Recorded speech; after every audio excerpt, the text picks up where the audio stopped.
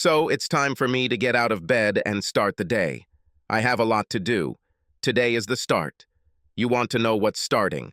So I begin the rest of my life. First day. Yes, here it is. So. My life right now isn't much, but it's all I have. I work hard and try to do the right things. I think I was a good father. My children are good. They are young and very active. Keith is 8. Andre is 6. They are wonderful children. They like school. Keith is in 3rd grade. Andrea is in 1st. Children don't deserve what's about to happen. These are the consequences of their mother's actions. Let me tell you in more detail so that you understand what is happening. So, children? Well, children look like their mother. They have her eyes. They have her smile. They don't look much like me. But I'm not the most handsome guy on 2 legs. I'm not ugly either. I am exactly 6 feet tall and weigh 165 pounds. I run every day and exercise a couple times a week. In the summer, I engage in cycling at a professional level. And in winter, I ski for fun. I have a full head of dark brown hair, cut fairly short, and all my teeth are in place. My parents spent a lot of money on orthodontics when I was a kid, so my smile is pretty good. I wear glasses or contact lenses depending on what I'm doing. I am 34 years old. My wife, Karen, is the same age as me, and we met at university. I'm an engineer, and she's a web developer. Karen, my children and I live in Albany, New York. I know Albany, the most boring city in the universe. Take my word for it. Life in Albany is peaceful. Oh, don't get me wrong. Albany is a very nice city. I guess the peaceful part is my life. Some, and clearly my wife is one of them, would call me boring. In my defense, I can say that the demands of everyday life, family, work, home, and all these routine things that occupy our lives have shaped me into such a person. When there's time for adventure, we have to squeeze it in with all the other demands. This means that the fun is sometimes limited to weekends and summer. So, this morning, when I got out of bed and looked at myself in the mirror before running, I thought, damn, what should I do? I have a problem. I went for my usual morning run, and while I was running, I decided that I needed to talk to my friend. Jordan Walters and I went to school together and grew up on the next street. I know his family well, and they know mine. Jordan is a friend and advocate. His practice focuses primarily on wills, probate, and some corporate law, but he also practices family law. So I made a mental note to call him. I got home around 6:30 after running, turned on the coffee maker, showered, and got dressed. Karen was waking up, and the kids were slowly coming to their senses when I went down to the kitchen. I made school lunches and packed myself a sandwich and a piece of fruit. It didn't take long before everyone was sitting at the counter on the other side of the kitchen island, eating porridge and toast. We chatted a bit about the day, and I was reminded that there would be parent-teacher conferences at school soon. Everything is fine. I kissed everyone except Keith goodbye. Keith and I bumped fists. This is his new greeting. I walked out the door to another day of a wonderful, boring life. The day of the parent-teacher conference coincided with the day of my own conference. It was a conference between 2 people, Jordan and me. We met at a cafe that was about halfway between my office and his. We shook hands, having not seen each other for several months, and sat down. We ordered coffee, and I ordered a piece of apple pie. Jordan was always focused, and now was no exception. After the coffee and pie were delivered, he began. Okay, Mark, what happened? I need your help. I have a problem that I need to solve, and I need your advice before I do anything. Okay, what's the problem? Karen. Oh, what do you mean? The same Karen you've been married to for, what, 9 years? The same Karen, the mother of your 2 children? This Karen? I nodded my head, swallowing a piece of pie. Yes, she is the one. Gee, what's the problem? I took a sip of coffee. It seems that Karen has been involved in some extramarital activity. I don't know how long, I'm just guessing. I spent an hour telling him what I knew. I tried to find a way to maintain my dignity. I was all for it now, I guess. I think you need a little background about me and my problem. This is true. I grew up in Albany. He graduated from high school here and received a scholarship to study at Columbia University in New York. I'm a smart guy, and I've always been a good student. I think I'm a good person. I always try to do the right thing. I have a strong work ethic, and I know the value of my family. I come from a good family. My parents taught me a lot about life, and they gave me a strong foundation of values. They taught me to put family above everything else. And with my own wife and 2 children, I see this lesson every day. My problem is that my wife has different ideas about what is important to us as a family. Karen is seeing another man. I'm not sure I can live with this, but I don't know what to do. This is where Jordan comes into play. I need his advice from both a legal and friendly point of view. So what should I do? God, Mark, you're in a tough spot. Jordan took a sip of his coffee and looked at the table. He took a deep breath as he began to speak. Okay, there are 2 paths you can choose. The first one I will tell you as your lawyer, the second one as your friend. I looked at him and nodded. First, and this is the lawyer in me, you will lose if you decide to divorce or separate from Karen. New York family law is almost always on the side of the wife. Karen will most likely get custody of the children, and with it the house. If you can't prove she's unfit to be a mother, the court will likely award her custody of the children. You can ask for custody, and if she objects, the court will almost automatically give her custody. Jordan took another long sip of his coffee and waved to the waitress for a refill. I was about to speak when he raised his hand for me to wait. Fresh coffee has arrived. With the kids in the house, you'll be paying a ton of stuff. Most of the mortgage is based on your salaries, child support until they turn 21 or graduate from university, and probably Karen's support. It used to be called alimony, now it's spousal support. Damn, this was getting harder. But the real fun was just beginning. Jordan continued with more information I needed to know. A quick lesson on divorce in New York. There are 7 grounds for divorce in the state. 1. An irreparable break in a relationship for a period of at least 6 months.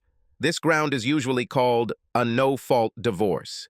To use this ground, the marriage must have been completed for at least 6 months, and all economic issues, including debts, how marital property will be divided, and child custody and support, must be settled.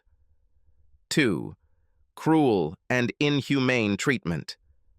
To use this basis, the judge will look for specific acts of cruelty that occurred in the last 5 years. It's not enough that you and your spouse argued or didn't get along.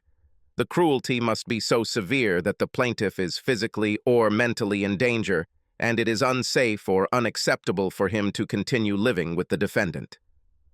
3. Abandoned position. To use this ground, the spouse must have left the plaintiff for at least a year or more. 2 examples of abandonment are when a spouse physically leaves the home with no intention of returning, or when a spouse refuses sexual relations with the other spouse. This is called a constructive abandonment. 4. Imprisonment. To use this ground, the spouse must have been in prison for 3 or more consecutive years. The spouse had to be imprisoned after the marriage began. The plaintiff may use this ground while the spouse is in prison, or for 5 years after the spouse is released from prison. 5. Change. To use this ground, the plaintiff must show that the spouse committed infidelity during the marriage. This ground can be difficult to prove because it requires evidence from someone other than the plaintiff and spouse. 6. Divorce after legal separation agreement. To use this ground, the plaintiff and defendant sign and file a valid separation agreement and live apart for a year. A separation agreement must contain certain requirements in order to be valid. 7. Divorce after separation decision. This base is used infrequently. To use this ground, the Supreme Court issues a decree of separation, and the couple lives apart for a year. My eyes began to glaze over as Jordan continued his lecture and talked about divorce the New York way. So, Mark, the most likely grounds for you, if you choose divorce, are an irreparable breakup or infidelity. To prove infidelity, you will need some real evidence. Either Karen admits that she is having an affair with another person, or that whoever she's having an affair with came and said it, or other evidence to prove it. I took a deep breath and looked at my friend. I knew the expression on my face wasn't the best. Jordan continued. The other thing is the irreparable breakdown of your marriage. This is the one that most people cite as the main reason for their divorce. He paused for effect. You might want to think about it before you decide. I was speechless. I didn't know what to say. Jordan took a deep breath and continued. Okay, I told you what I had to do as your lawyer. Now I want to talk to you as your friend. I looked up from the depths of the hell I had plunged into. I was hoping for a lifeline. I needed something to tell me that my life wasn't over, that the comfortable life I enjoyed with my family would continue somehow. I had to tell him, Jesus Christ, Jordan, I really hope you have something in your arsenal that's better than the meager thing you just described. Buddy, you need to decide what you want. What do you mean? I want my family. I want my wife. And I want my children. I want my life to continue with them as before. I get it. So what I'm going to tell you is, you need to listen carefully and think.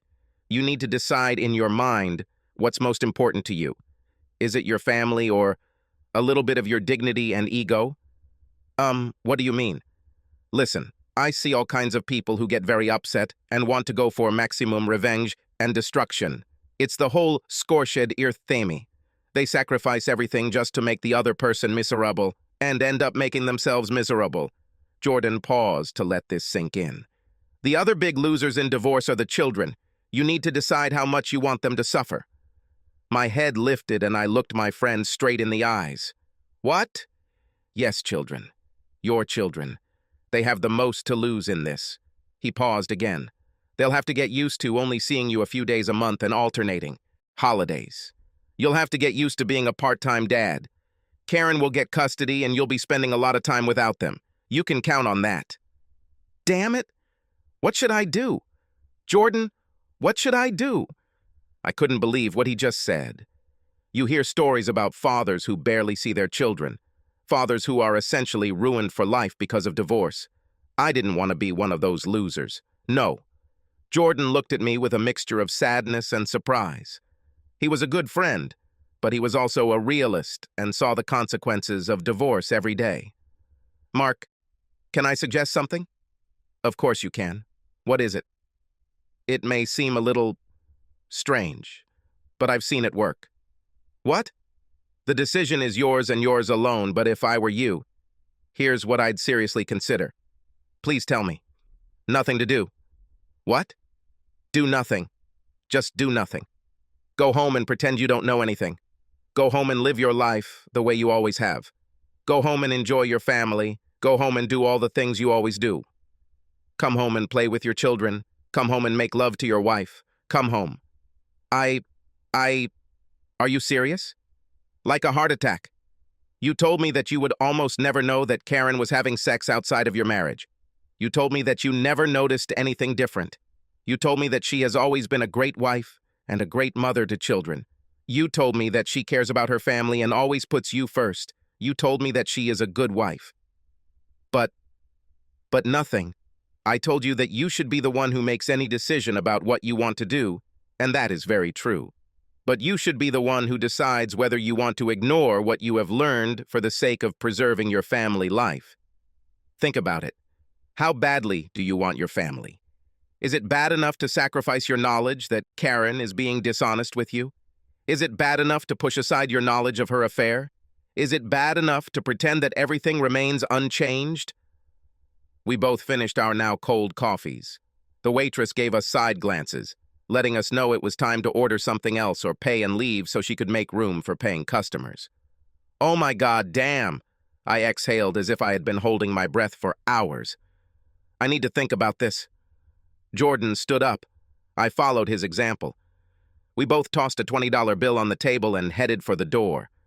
As we walked outside, Jordan turned to me and said, I need to get back to the office. Call me anytime if you want to talk. Let's meet for a beer on Friday after work and you can tell me what's on your mind. Until then, promise me you won't do anything, okay? Okay, I promise. Look, thanks for listening and thanks for the advice, I guess. I have a million things on my mind that I need to think about. We went in different directions. I walked back to my office and tried not to get hit by a car on the way. I returned home and took Jordan's advice. I behaved no differently than any other time I came home from work. I kissed my wife and talked to my children as always. Karen was the same as usual. We had dinner. I helped the kids with their homework, which these days is usually given at their level. And then we played in the yard, shooting at the basketball net I had set up. Everything was very normal. After the kids got ready for bed and went to their rooms to read, I made it a point to just watch Karen. I tried to remember all the things about her that attracted me. Her smile, her figure, her eyes, the curve of her hips, her movements. I loved her from the moment I met her. I knew she was the woman I wanted to spend my life with. She was the woman I wanted to have children with. So what the hell happened? Where are we lost? Looking at us as a family, no one would ever think we had a problem. We looked and acted like a normal family who loved each other. We held hands in public. We kissed. Children would run to us if they had problems or needed to blow their noses or be tickled. We were having fun. We were a team of 4. I walked through the house and appreciated all the many projects Karen had completed. She was great at home decor and even renovations. The woman was tireless. She went through almost every room in our home and made many changes, from simple paint to trim, custom furniture, doors, and even took on bathroom renovations. I was the main worker for many of these tasks, but she was the brains behind the design. Where did she find time to have sex with other men? Hell, sometimes I barely had time to go to the bathroom. My wife was a master of deception. But want to know how I knew she was getting it from someone else? Fair question. At work, I often meet with clients to discuss their needs for whatever project our company is building for them. Our meetings usually take place in our offices or in clients' offices or construction sites. Sometimes meetings take place in other places. That day we had a meeting in a small conference room at the Hilton Hotel. The clients are not from Albany and were only there for a meeting and staying at the hotel. They set up a conference room. They even organized lunch for us. During this lunch, I decided to go out for a few minutes to get some fresh air. I went for a walk around the block to stretch my legs and think about a problem we had in the design for a building we were about to build. When I was returning to the hotel, a taxi pulled up to the entrance, and a tall man of about 35-40 years old, in a very expensive suit, got out. A woman followed him. She looked a lot like my wife. I was walking towards the same entrance as them, only about 100 feet behind them. He took her hand, and they quickly walked inside the hotel. I moved quickly enough and almost caught up with them when they entered the elevator. When they got into the elevator, they turned around face to face. He put his arm around her waist, and I could see very clearly that it was Karen. She said something to him as the doors closed, and he leaned in and kissed her on the lips. My world stopped. I stood there for almost 10 minutes, trying to understand what I had just seen. I shook my head. I had to remember how to breathe. My chest tightened. I thought I was having a heart attack. My legs gave way, and I walked over to a chair and sat down. I sat there until one of the people at our meeting walked by and asked if I would be back for the meeting. I returned, but didn't hear a word that was said. It's good that minutes of the meeting were kept so that I wouldn't spoil the contract. I returned home immediately after the meeting ended, expecting Karen to pack her things to leave me. She was there, busy with the kids, and started preparing dinner. She greeted me the same way she did every night. This was a few weeks ago. Since then, I have been tormented by everything. Karen, our marriage, our children, my life in general, how stupid I was. All of this. I was mentally destroyed, and then I decided to start making a plan. But I needed help. And that's when I went to talk to my friend Jordan. Jordan, I can't believe the crap Karen is doing. After Mark came to me, I realized that his life would change. I knew he would have to do something. Although I warned him that divorce would take a huge toll on the children and himself, I know that a person can only bear so much. But here's the thing. You need to decide what's most important to you and take care of that first. Everything else comes second. In Mark's case, he decided that his children were most important to him and his interests came second. So he tolerated Karen and her other life. I hired my usual detective to do some background research on Karen. I wanted to get a much better idea of what she was doing before I told Mark. If he knew the whole story, it could kill him. Mark time heals all wounds and wounds all heals. I heard this somewhere, not sure if this is true, but I know that I managed to swallow my pride and pretend I didn't know anything. And it's strange. If I hadn't seen Karen getting into that elevator when I did, I might never have known. Karen remained the same as she had always been. She is a wonderful mother and cares extremely about our children. She is organized and works hard. To me, she is the same woman I met and married 10 years ago. But now she's not the same. I still don't know what to do. Should I confront her and kick her out? Should I confront her and try to work through it through couples counseling? What if she's the one who wants to get rid of me? What about the kids? If Karen is in love with this guy and wants to leave us for him, I'm not sure what to do. This is where Jordan comes into play. He's my trump card here. He is my man to help me get through this hell, Jordan. So, I instructed my investigator to carry out the work. Wolfie is a very good investigator. Her real name is Hannah Wolfenstein, but her friends and close acquaintances call her Wolfie.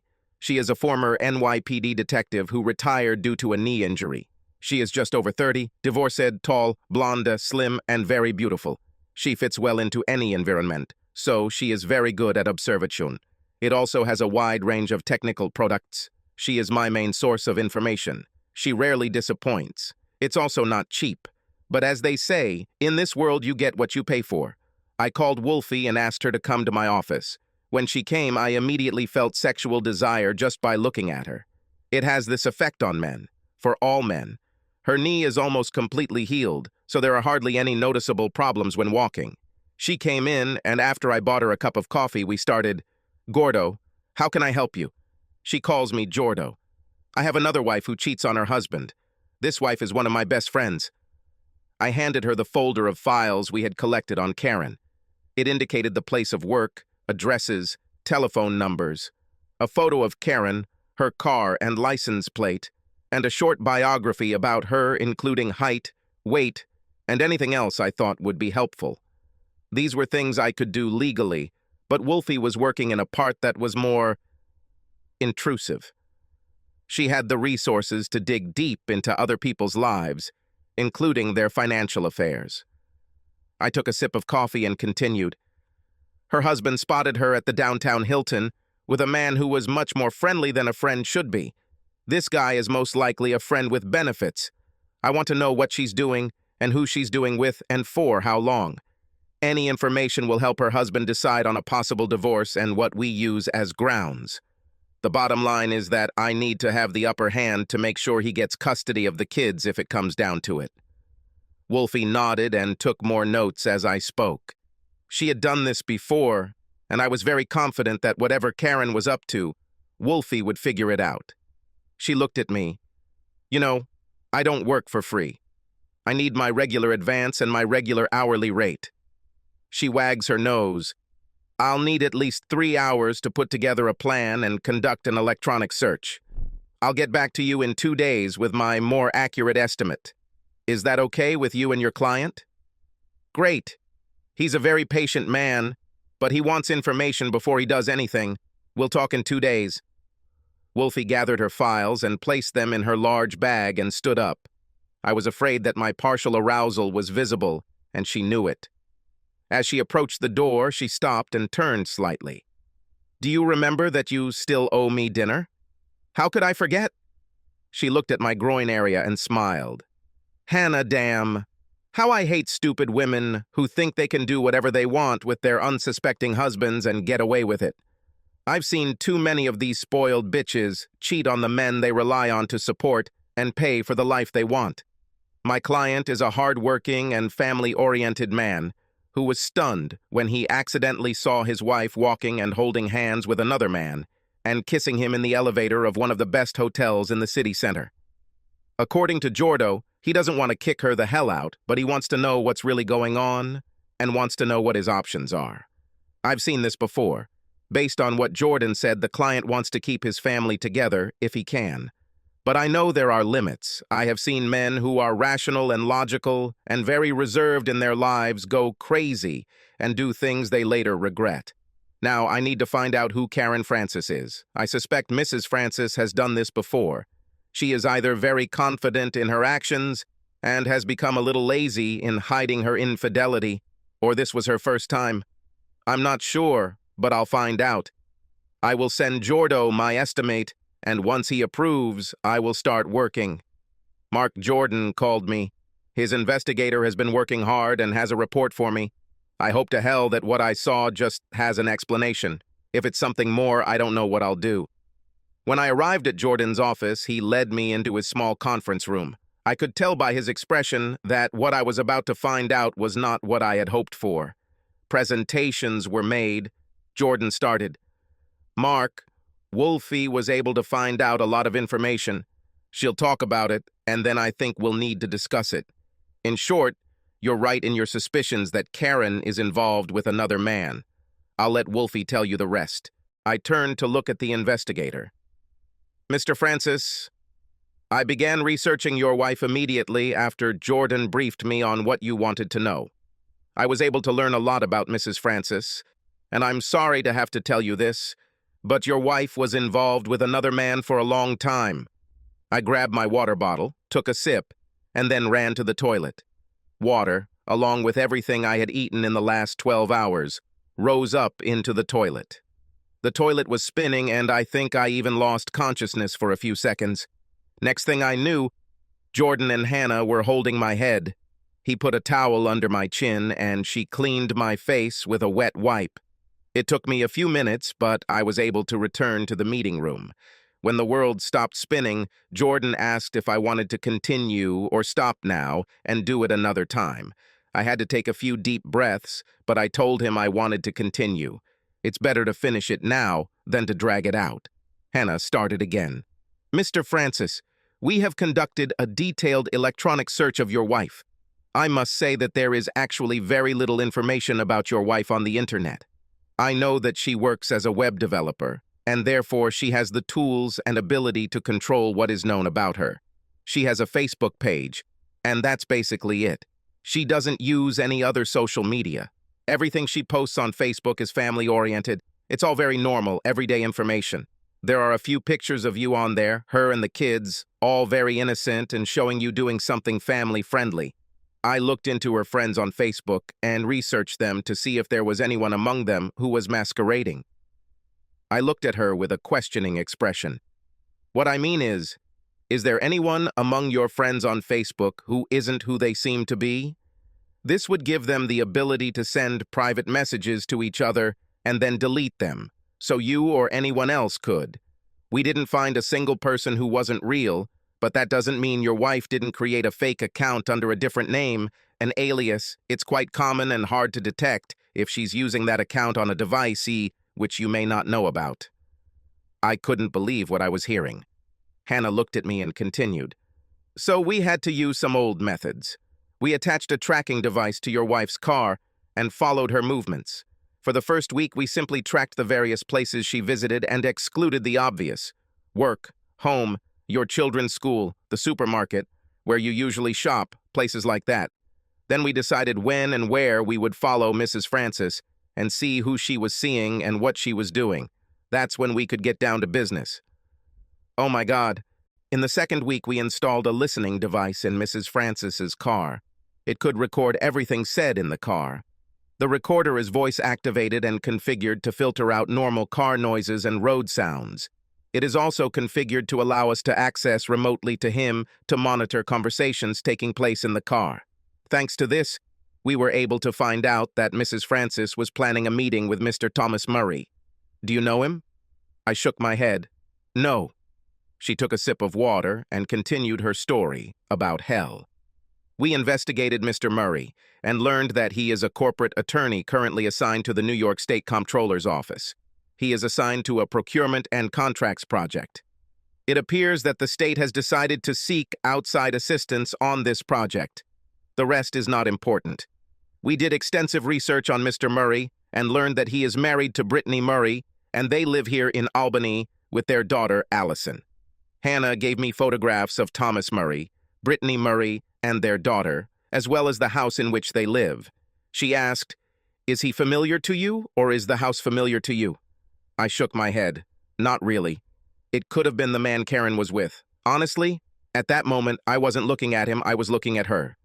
We determined from the voice recorder in Mrs. Francis's car that she planned to meet Mr. Murray at a hotel on the east side on Wednesday of last week. We were there to watch them enter the hotel and obtain these photographs of them together. She handed me some photos of Karen with him. They held hands. It looked like they could have sex right there in the hotel lobby. She was holding his hand. Hannah waited until I took it all in before continuing. Once we knew who Mrs. Francis was dating, we were able to conduct a detailed background check on Mr. Murray. We believe that he and Mrs. Francis were a couple at university before you met her. The world began to spin again. Jordan handed me a paper bag and told me to breathe into it. This helped a little. Hannah looked at Jordan for confirmation on whether to continue. I looked at her. Continue. I drank some water. Well, we checked the university records and determined that Mr. Murray was in his third year when Mrs. Francis was a freshman. They dated for 2 years, at one point even living together for a year. That's when they broke up and Mrs. Francis moved to a hostel. I believe, not long after that, you met her. Were you able to find out why they broke up? Yes. Mr. Murray went to law school in North Carolina. He met his future wife there, and they married around the time he graduated. Their child was born about 6 months after their wedding. He got her pregnant. Yes. When did Karen start seeing him again? We're not entirely sure, but when we checked his financial records, we determined that he has a separate bank account that is not linked to his other accounts. I believe he is keeping this account secret from his wife. It is from this account he pays for a hotel room almost every week. Does Karen have a secret bank account that she hasn't told me about? Hannah paused a moment before answering. I immediately knew there would be an answer.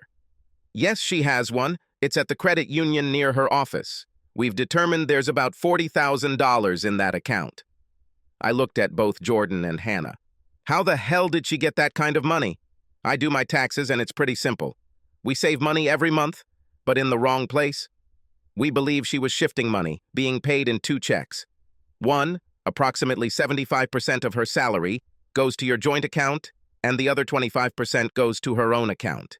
She also has a separate credit card at this credit union. She also has a spare phone, a slider, which she uses to call Mr. Murray. Oh my God. My wife leads a double life. What the hell? Hannah turned to look at Jordan. He looked back and nodded his head. Then he spoke. Mark, we have more information you need to know, and this is the hardest part of all. How the hell can this get any worse? Jesus, Jordan, how could this get worse? Well, it's not what I was hoping for, but I think you need to know. You have a right to know. Now, I was really puzzled. Okay, tell me what it is. Jordan, with the most dejected expression I've ever seen on his face, said, Go ahead, Wolfie. Tell him. Mr. Francis, when I learn that long-term infidelity is involved, I automatically expand my search parameters to include other family members. Last year you asked the children's school to take cheek scrapings for DNA in the event of a kidnapping or other disaster. Well, we have accessed your children's DNA and compared it to yours and Mrs. Francis's. The results for Mrs. Francis were, as you would expect, she is the mother of the children. When we compared your DNA to the children, we determined that you are not their biological father. What? Sir, I'm sorry to say, but you are not Keith and Andrea's biological father. I couldn't believe my ears. It's impossible. You must be wrong. Jordan intervened. Mark, I know it's hard to believe. We used your DNA from your paper coffee cup the last time you were here, and we ran the tests twice, but we are confident that the children's father is someone else. My planet has stopped spinning, again. I couldn't breathe and was ready to faint. The room started spinning again, and I had to lie down on the floor. While Hannah was telling me about DNA testing, my whole world came crashing down. I have an unfaithful wife, and I have no children. As you can imagine, It took me a while to process what Jordan and Hannah told me. She prepared a very good written report and even put it on a flash drive for my use. Jordan had a complete copy for his file. He believed he would need it later for a divorce. I had a question for Hannah. Were you able to determine who the father of my children, Karen's children? We haven't gotten that far, but if you want, we can do certain things to collect another person's DNA and compare it to the children's DNA. I nodded to her. Please do this. I want to know who the father of these children is. I'm guessing it's Thomas Murray. Hannah looked at Jordan and then at me. We believe he is the children's biological father. Okay, do it. I want to know. I thought for a minute. I don't want to know how you do it, but please find out and tell me. We finished, and Hannah gathered up all her things and put them in a folder and handed them to Jordan. She got up and started to leave. Mr. Francis, if it cost you anything other than short periods of time with Mr. Murray, I think Mrs. Francis really loves you very much. She has all the outward signs of a woman who loves her husband. I know that it's not a big deal now, but think about it before you do anything. And one more piece of advice, if I may, please don't do anything stupid and end up in jail. It won't help you. Hannah turned and looked at Jordan and motioned for him to follow her. They went out into the corridor outside the meeting room and spoke quietly. I saw her nod in my direction a few times and then kiss Jordan on the cheek and leave. I assumed they were friends with occasional benefits. Jordan is back. We sat in silence for several minutes. Then he stood up. Come on, you will come with me. Karen. Oh my God, I can't believe the intensity of pleasure Tommy is giving me. He's so good at it. I know what you're thinking. Is it normal to be married and have a lover? Yes. It's normal, at least for me, and quite common, as far as I know. For married people to love someone other than their partners. It happens more often than you think, but not all people who fall in love with others end their marriages. I love Mark. Very much. I'm just in love with Tommy at the same time.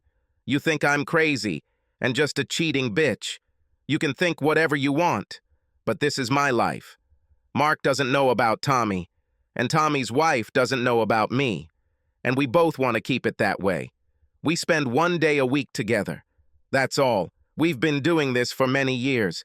I loved Tommy even before we both married Mark and Brittany, before we both had children. Tommy met Brittany while he was in law school, and she became pregnant. He did the right thing and married her. Our relationship then ended, and then I met Mark. We started dating, and I fell in love with him.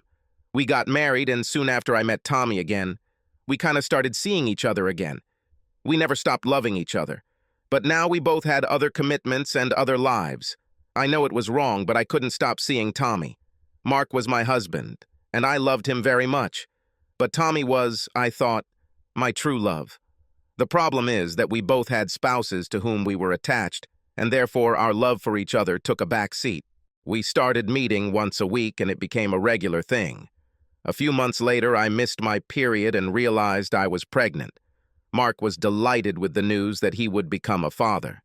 I didn't know who the father was, Mark or Tommy. At that moment, it didn't matter. Sex during pregnancy was the best. I was so horny the whole time that I couldn't get enough of either Mark or Tommy. I wanted to have sex every day, morning and evening, and I did it. After Keith was born, Tommy and I took a break given the demands of being new parents. Mark became a father like a duck to water. He's a wonderful father. This man knows no fatigue. He would work all day and then come home and take over so I could shower and rest. I got used to being a mother, and soon things got better, and I was able to walk and chew gum at the same time.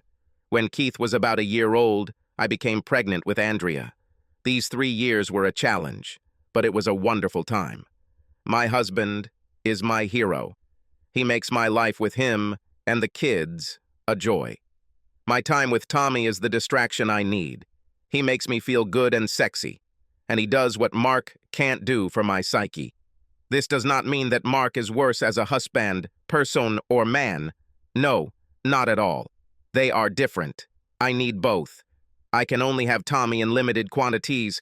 Brittany takes up most of it, and rightfully so. I have all of Mark. He shows me every day that he loves me and the kids. I know that we are his world. Mark.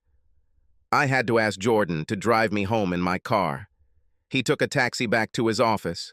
I walked into the house and just walked around looking at things as if I had never seen them before.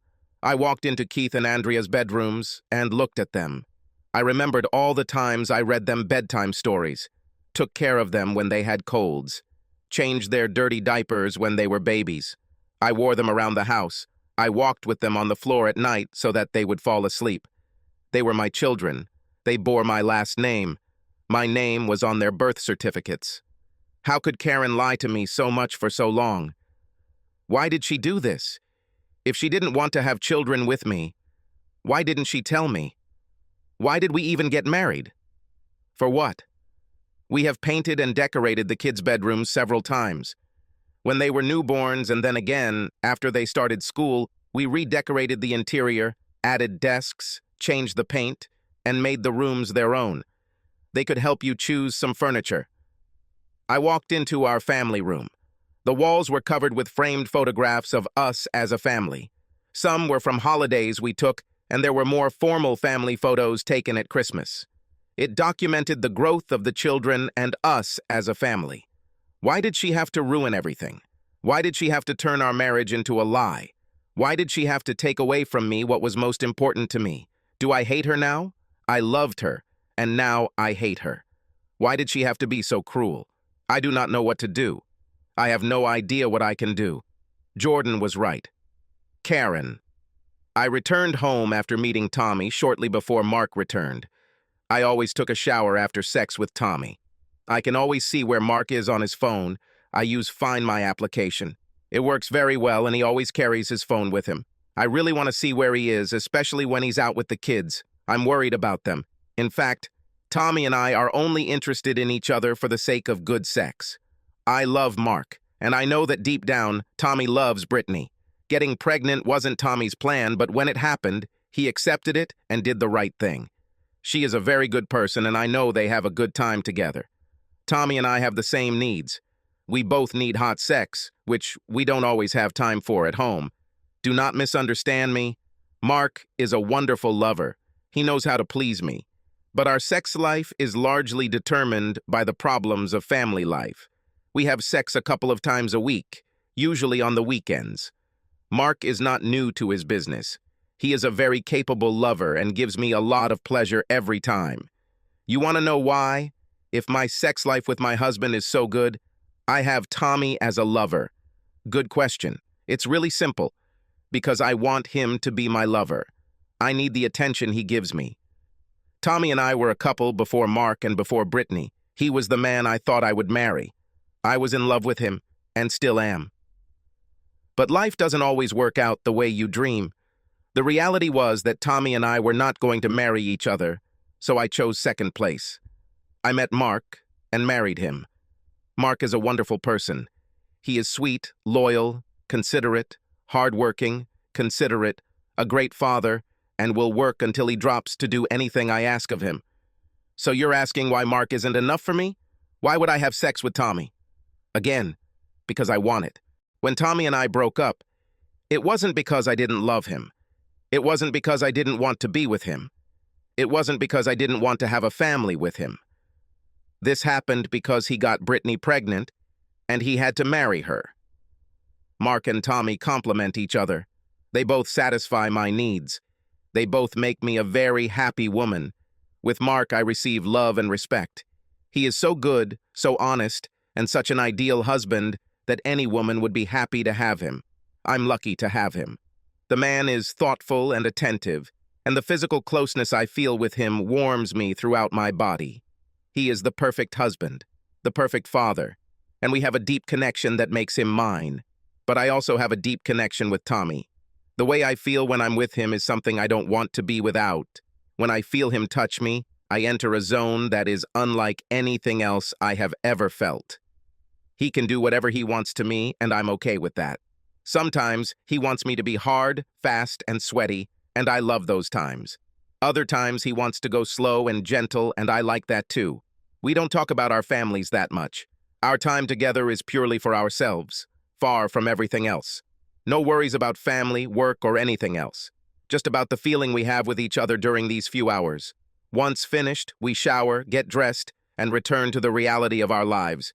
Before I leave Tommy, I always check my phone to see where Mark is. I don't need a chance meeting in a place that's hard to explain. I return to my reality, and Tommy returns to his. This is a routine that has worked well for many years. I don't plan to change it in the near future. Mark. It's been almost 2 weeks since Jordan and Hannah told me about what Karen had been doing our entire life together. I feel so stupid.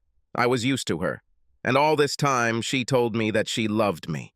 All this time, we shared life, family, home, and future. That's what I thought. My hopes and dreams disappeared like smoke in the blink of an eye. My entire married life has been a lie. Now the problem is that I don't know what to do. How can I deal with this? When I look at Karen, I see the woman I married. She's sweet and charming, beautiful, talented, hardworking, and a wonderful mother to our children. Our children are no longer our children. Her kids, children of Thomas Murray. I have no children. I feel so violated. I really can't talk about this with anyone. 3 days ago, I had a drink with Jordan, and he recommended I see a psychologist. He gave me the name of one and even made an appointment for me. Let's see if this helps. Karen. I've noticed in the last couple of weeks that Mark is very distracted. I have to tell him something several times for him to hear and understand me. He practically does not pay attention to children. Andrea has to pull his hand so that he pays attention to her. He apologizes for not listening, but then a few minutes later he goes back into his own world, it seems. He began spending a lot of extra time at work and missed school meetings that we had planned to attend together. I walked alone. He gets up very early in the morning and goes for a run. He usually runs for about 45 minutes and then returns home and showers. Lately, he runs for an hour and a half before returning home. He barely touches his food at lunch and doesn't interact with me or the kids more than minimally. Mark Y. went to a meeting with a psychologist, Dr. Marilyn Snow. She is a very nice lady, approximately 60 years old, and has a very calm approach. I explained to her the situation I was in and then told her how it made me feel. She asked if I had any plans for the future. What am I going to do? Am I going to run into Karen? Am I going to file for divorce? Am I contemplating forgiveness? I said I'm still trying to come up with a plan. I told her that my friend and lawyer, Jordan, advised me not to do anything until I was sure of my actions. Dr. Snow agreed that this sounded like a good short-term plan. But what about the long-term? I still didn't have an answer. I knew that if the betrayal had been short-term, I probably would have forgiven it. But to find out that she never actually stopped seeing her real lover and that he was the father of her children, well, that was a punch to the stomach that's hard to recover from. Even if I stayed with Karen, how could I ever trust her again? If I had accepted the way things turned out, I would have been content knowing that I would be her second choice in life, that I raised other people's children, that she had been deceiving me our entire life together. If Murray and his wife divorced, would Karen run away with him? Here's my question. How can I be happy now, knowing what I know? Jordan. It's been over a month since I saw Mark, and today he wants to meet me in my office. He says he wants to discuss his tentative plan for dealing with Karen. I met him at the door, and we immediately went to the meeting room. Mark took off his jacket, and I handed him a bottle of water. He opened it and took a sip. So what do you want to talk about today? Jordan, I've been struggling ever since Hannah told me all about what Karen was really doing. I went to the psychologist you recommended. She helped me look at things from a different perspective. I tried to be honest with myself. I've been thinking about this whole thing for a long time, and I think I've made a few decisions. Okay, how can I help? Here's my preliminary plan. Mark began to explain in detail what he wanted to do. His plan was straightforward and simple. but at the same time he had some special issues that required attention. My task was to start processing the documents and be ready to file them in court. Mark has already met with his banker and had a long conversation with his employer. Now, everything depended on these details and timing. I'll need Wolfie's help in executing the plan. 2 weeks later, Mark, oh Lord Jesus, it's so hot. Turn on the air conditioner. So 2 days ago, I took the train from Albany to New York and then the subway to JFK. My Air France flight took almost 18 hours to reach my destination. I had to change planes and had a connection of about 4 hours in Paris. Welcome to the United Arab Emirates, and to be more precise, to the city of Dubai. My new home for now. I got a new job with an engineering company working on a major project here in the UAE. So you ask how this happened. Well, in my field, we are constantly being hunted for engineering projects in many parts of the world. My boss was constantly fighting off people trying to poach his engineers. But there are times when it may be beneficial to have an engineer move to another company for a specific project. This is usually done to gain experience in some area of work, and then this experience is returned to the company. This was such a case, so I took a job with a British company working on a major construction project in Dubai. The work will be intense, but the rewards will be great. The salary and benefits were crazy. My basic salary was $100,000 per month. This is about 25,000 US dollars. Plus, there were benefits. The real advantage was that there is no income tax in the UAE. Yes, you read that right. No taxes on income. I don't plan to stay here for more than 2 years. Culturally, this is not a place where I would feel comfortable long-term, but who knows? Things could change. I don't have a set schedule other than to work and make as much money as I can. The climate here is very different from central New York. It will take some time to get used to. The job includes an apartment and a car. The apartment is ultra-modern, in a high-rise building with underground parking and all amenities. Car, Mercedes E450. Black, of course, and very fast. It's heaven and earth compared to my old Subaru Outback I had in Albany. The company assigned me an assistant. British. Her name is Amanda.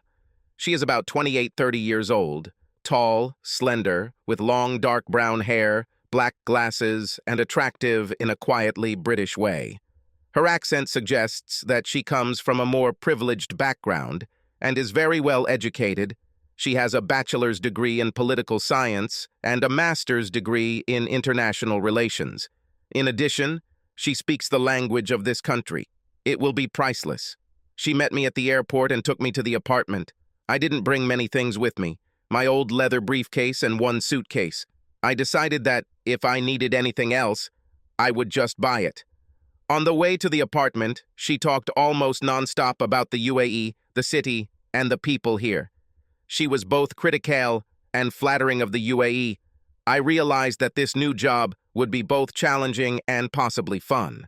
When I left Albany, I knew all hell was going to break loose. But that was no longer my problem. Karen and her boyfriend caused trouble. Let them deal with it themselves. I felt sorry for the children most of all. I would have taken them with me, but I knew that no judge would ever agree to this. Separate them from their mother. But you want to know how it ended in Albany. Jordan. My meeting with Mark took a couple of hours. He brought some notes and a folder of documents to discuss. He wanted me to coordinate several things for him at the same time. So this is the end for Karen Francis and Thomas Murray. Hannah found out where and when Karen and Murray usually met each week. Sometimes it was a hotel on the outskirts of town, next to a FedEx facility. Not one of the big or famous hotels, one that they could afford. The magic of this place was that it was close to the highway and easy to get to.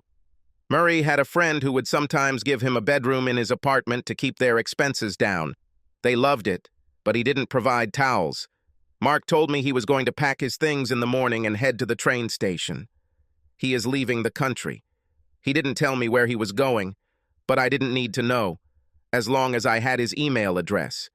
He will take the children to school, and after Karen leaves for work, he will return home, take his bag, and call a taxi to the station. This is where Wolfie comes into the plan. She had to have a package of documents and other information for Karen and be ready to deliver them. Mark wanted us to wait until they were in the hotel room, and Murray would probably be in the middle of it with Karen. The plan was to knock on the hotel room door, telling them it was the police and asking them to open the door. When they open the door, Wolfie will ask Karen for ID and, once she takes a photo of him, will hand Karen a package with the usual, "You have received a summons" statement. Wolfie was very good at this and managed to take a photo of both of them before leaving. The envelope for Karen contained the usual divorce papers, as well as copies of DNA test results showing that Mark is not the children's father, but Murray is. There were transcripts of phone calls between Karen and Murray, arranging their meetings and a couple of photographs to let them know they were caught. I should have waited for Wolfie to call and let me know that she had handed over the documents, and then my next task was to call Brittany Murray and let her know everything that was going on. I invited her to come to my office and would be happy to brief her on everything we had learned. Mark wanted to sue Murray to get back some of the money he had spent over the past 8 years raising Keith and Andrea. But he knew that was unlikely. We talked about the pros and cons of this, and Mark didn't want Brittany and her daughter to suffer because her husband was an asshole. Mark called me yesterday and told me that today was supposed to be D-Day. Mark called it that because it was the day he was leaving. He will go to his new life. I called Wolfie immediately, and she will come to my office first thing today to get the paperwork packages and finalize her plan. Wolfie was very excited when she received my office. I smiled at her and asked, "What's got you so excited?" She grinned widely. This bitch is about to learn the consequences of sex with a man who dedicated his life to her and what he thought were his children. She deserves every bit of what she's going to get. We sat at the conference table, and I put everything in large envelopes and marked names on them. Wolfie and I chatted for a bit, had some coffee, and then she went off to look around the building where Karen worked. Shortly after noon, she called me and told me that Karen was leaving. All I had to do was wait and be ready to call Brittany Murray, Karen. I pulled into the hotel parking lot and saw that Tommy was already there. His SUV was parked at the edge of the parking lot. I parked and got out of the car. He came out and we met at the side door of the hotel. He already had the room key. I kissed him on the lips, and we, holding hands, went inside and took the elevator. As soon as we entered the room, Tommy and I began to undress and pulled back the blanket on the bed. I wanted him inside me as soon as I could have him today. Mark had barely spoken to me over the past few weeks, and I was desperate for Tommy. The feeling of his hands as they touched my skin was like electricity. We stood near the bed, and he pulled me close, kissing my neck and shoulder. His hands cupped the cheeks of my ass and kneaded them like dough. We pulled back, and then I was on the bed with Tommy on top, kissing me down to my chest and then down to my stomach. And then there was a loud knock on the door. I heard in a very loud voice, "Mrs. Karen Francis, I know you are there. Please open the door." We both stopped and looked at each other and then at the door. What the heck? "Mrs. Karen Francis, open the door or the hotel security will open it." Oh shit. Tommy tried to find his pants and shirt. I grabbed everything I could find and started getting dressed. The knocking continued. "Mrs. Francis, we'll open the door now." Wait, I'll open it." Tommy actually opened the door, but left the chain on so it couldn't open more than a few inches. As he did so, we heard, "Mr. Murray, please open the door all the way, or we will open it for you." Tommy looked at me, and when he saw that I was almost dressed, he closed the door, took off the chain and opened it a little wider. The woman who had been banging on the door and yelling at us came inside and looked at me. "Are you Mrs. Karen Francis?" She had some kind of badge on her belt. I nodded. "I need you to say yes or no, please." "Oh, yes." She came closer. "I need to see some form of identification." I looked around and found my bag and took out my driver's license. She took a photo of them with her mobile phone. Then she handed me a large envelope. "You have been served with a subpoena." She turned to Tommy and handed him an envelope, saying, "Mr. Thomas Murray, you have been served with a subpoena." She stepped back and took a quick photo of both of us, then turned and walked away. What the hell was that? I looked at the envelope and I knew my world had just collapsed. I realized that Mark found out about Tommy.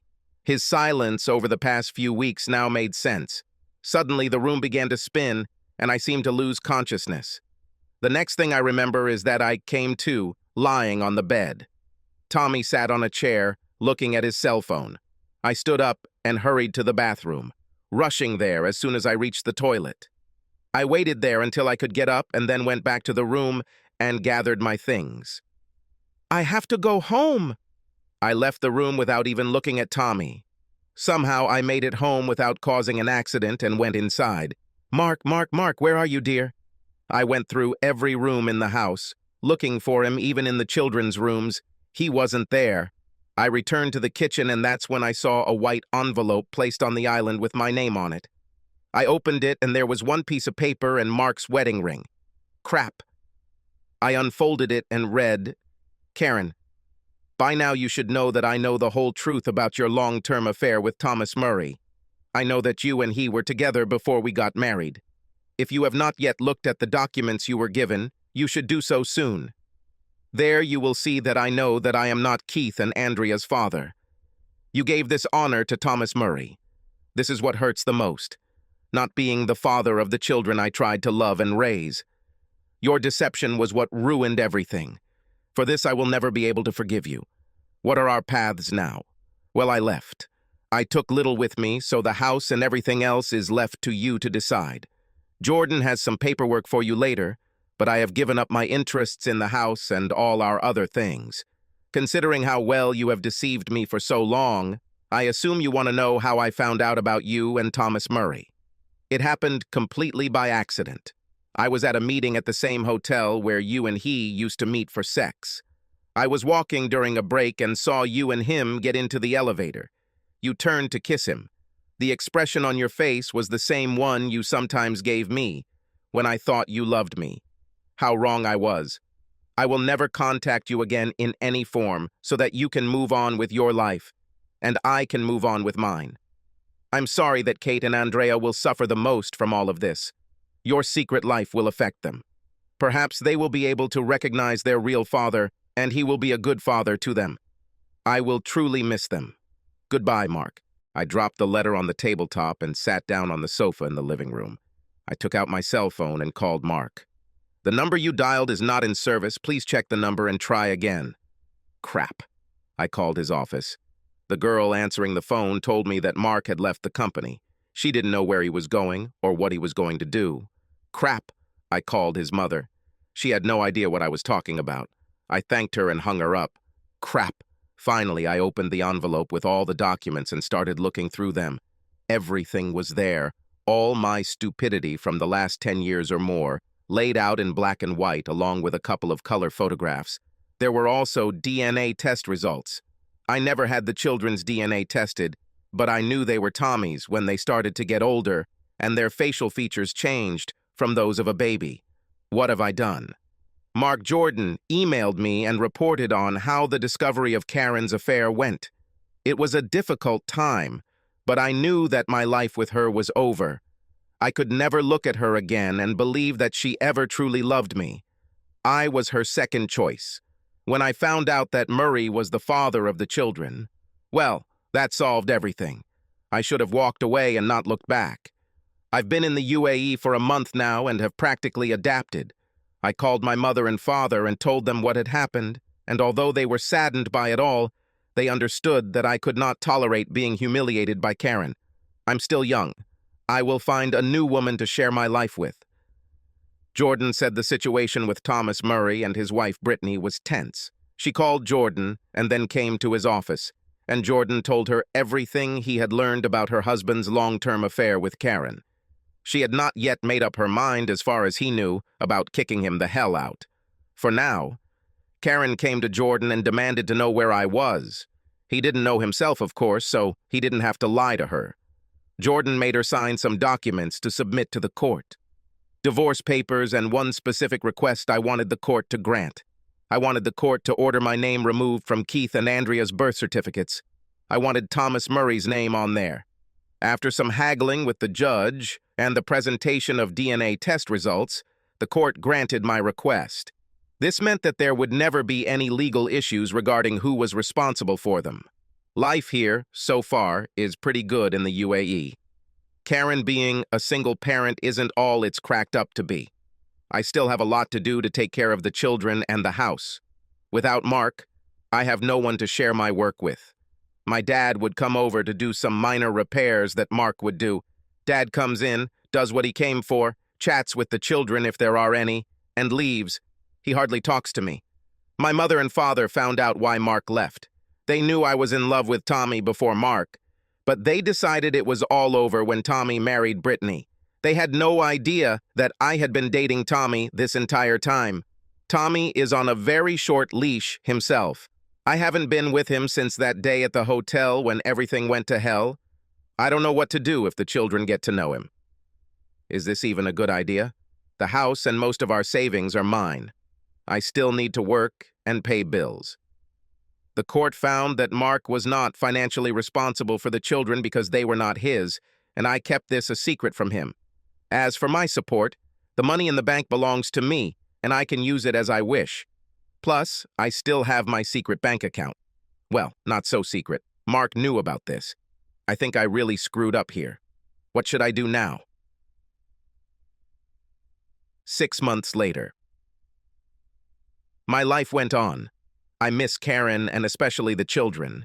But when I think about her, I'm just angry at her and at myself for screwing up our entire marriage, so I try my best to stay busy and not think about her. My social life resumed slowly, but it happened. I've gotten to know a lot of the people I work with and discovered some very talented people who work here for a variety of reasons. Many are here for the money, many came here to experience a different way of life and culture, and some came here to recover from a bad experience. I'm here for all these reasons. Last month, I took an adventure ride through the desert to an oasis on a motorcycle I bought. I bought a used BMW F800 GS and equipped it with some touring options. There is a motorcycle club here that organizes weekend trips, so I signed up and went to have fun and see more of the country. Not just an overpriced city. Amanda told me that she really wanted to do something like this, so I invited her to come with us. She had never ridden a motorcycle before, and this was my first time taking a passenger. Oh, what fun. We had a great time. The organizer thought we were a couple, so when we got to our destination, there was only one room with one bed available for us, and the hotel was full. We had to share. It was a little awkward at first, but we managed. I suggested sleeping on the floor, but she told me that was ridiculous and that we should sleep in the same bed. In the morning, I woke up hugging her waist. I didn't mean to do that, but that's how we ended up. The most important thing for me was that I was excited. Very. It won't go away. I tried to think of anything to make it go away, but to no avail. Amanda was still asleep, but she was moving a little and her ass was rubbing against me. I slid back into bed and went to the toilet before anything really awkward happened. When I left, she was already up and getting dressed. She didn't wear a bra under her t-shirt, and her breasts moved when she moved. She looked at me, noticing my gaze, and said, "Have you never seen a half-naked woman before?" Then she took off her t-shirt and went to the bathroom. I heard the water turn on and then, "Are you coming or not?" This was the beginning. After that, everything changed. 18 months later, Amanda, Mark, and I returned to London to visit my parents. They actually met him last Christmas when we came over for the holidays. My father is a banker, and my mother is a teacher. They are wealthy people and are approaching retirement. They were interested in learning more about the American I was going to bring home to introduce to them. My dad wanted to get to know Mark better, so they went to the local pub for a beer or two and to talk. A couple of hours later, they returned, and my father was smiling and noticeably better about Mark. I'm sure he shared what he learned with my mom. So, now it's summer, and we're here again, with big news for my parents. Mark and I are moving back to the UK. Well, not back for Mark, since he's never lived here before. He has a new job at the company, a major construction project in the Cotswolds. The pay is great, and we decided to rent a house first, and then maybe buy a place in a couple of years, depending on where we are then. We want a house with at least 3 bedrooms, and I'd like a house with 2 bathrooms so we don't have to share with guests. I'm so selfish. The other big news is that I'm pregnant and due in November. Therefore, we want to move and settle down, settle medical issues. Oh, yes, and get married. Yes, and it is, also. Karen. I have looked for Mark on the internet almost every day since he passed away. I still have the letter he left in the kitchen for me. The children were devastated that the father they knew had left without a word to them. What could he even say to them to explain, "Sorry, children, but I'm not really your father, but your mother is a lying, useless bitch, and I'm leaving." Yes, that would work well. I know I made this mess. I started seeing a therapist once a week and will probably continue as long as my health insurance covers it. She says I was fooling myself into thinking I could have both men at the same time without consequences. She said that I had set Mark up to fail as a husband and father, and that was why he was doomed to leave. She advised me to apologize to Mark and my children. It would be nice if I could find it. I don't have the money to hire a private investigator, so I ask his family from time to time if they could kindly tell me how to contact him. Mark's father tells me to go to hell. His mother doesn't talk to me at all. We moved to a smaller house, cheaper to maintain. The kids don't like this place, but it's what we can afford. I drive Mark's old Subaru. It is still reliable and works well.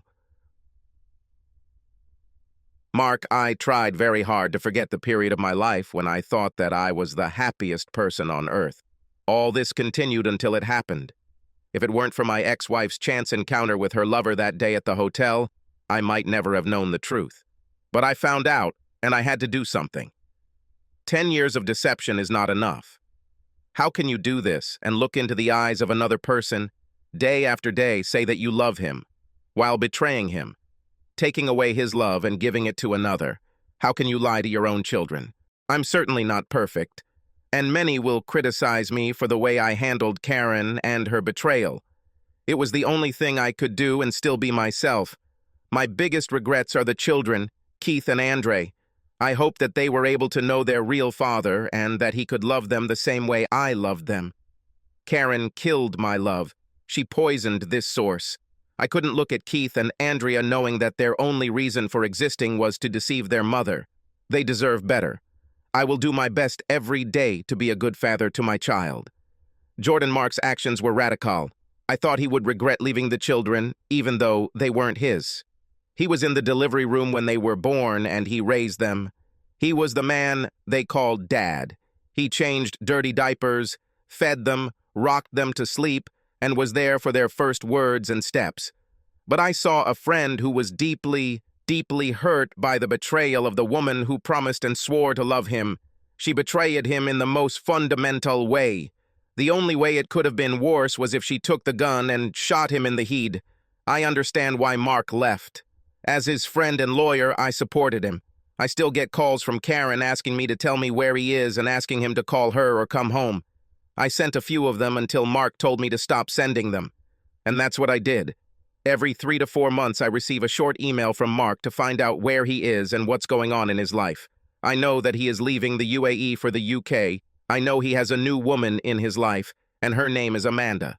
I promised not to tell Karen anything. I'm happy for Mark. He set up an education account for Keith and Andrea to help pay for college or university when the time came. I am a confidant. I'll make sure they get the money when the time comes. Personally, I got married. Yes, you guessed it. Wolfie. Well, my family, and her name is Hannah. She's pregnant and we're having a baby in December. It's better to forget her nickname by the time our child begins to understand what it means. We don't want to scare the baby. Here is a short summary of the text. Subscribe to our channel so that your second chaff doesn't cheat on you, and go ahead and listen to the next story, because this story is nothing compared to the next one. If you're under 18, don't even think about listening to the next one.